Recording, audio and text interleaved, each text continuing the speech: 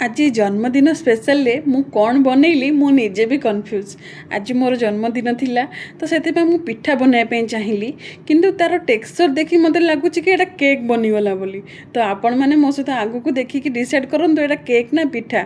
तो चलतु बनैबा। मुझे गोटे नुआ ट्विस्ट देती ताकि बेल गोटे नहीं बेल को एमती फटेकरी बेलर रसटा को आम काढ़ा।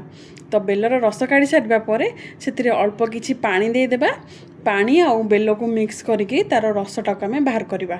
एमती मैक्सर आम मिक्स करदेला बहुत इजिली आ बहुत कम समय अलग हो बेलर मंजी आ रस। एबे गोटे स्ट्रेनर रे आम सब को नेबा आ चामचर हेल्प रे बेलर रस तक काढ़ा मंजी तक अलग करवा। आपण मैंने भावुथे बहुत समय लगे कि ना यहाँ बहुत जल्दी हो। एबे 3 ରୁ 4 घंटा बतुरे रखि अरुआ चाउल मुझे नहीं ग्राइंडर जार अरुआ चाउल देदेबा आम बाहर कर बेल रस देदेबा।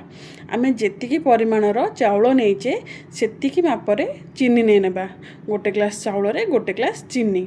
एबे चीनी पर मुझे 4-5टा गुजराती दे देछि स्वाद अनुसार किछि लुण जुआणी आउे किछि पान मधुरी एमती पालिश कर बाटी सारापर खंड खंड काटिक रखि नड़िया देकरी भल भाव में मिक्स करनबा। एबे गोटे पैन रे अल्प किछि तेल देकरी बैटरटा को देदेबा 30 मिनिट्स घोड़े कुक करनबा। देखंतु केते सुंदर देखा जाउची। अब मु भाभी पिठा बनई बोली किंतु यार कटिंग आउ टेक्सचर मते लागला कि एटा केक बनी जाइछि बोली।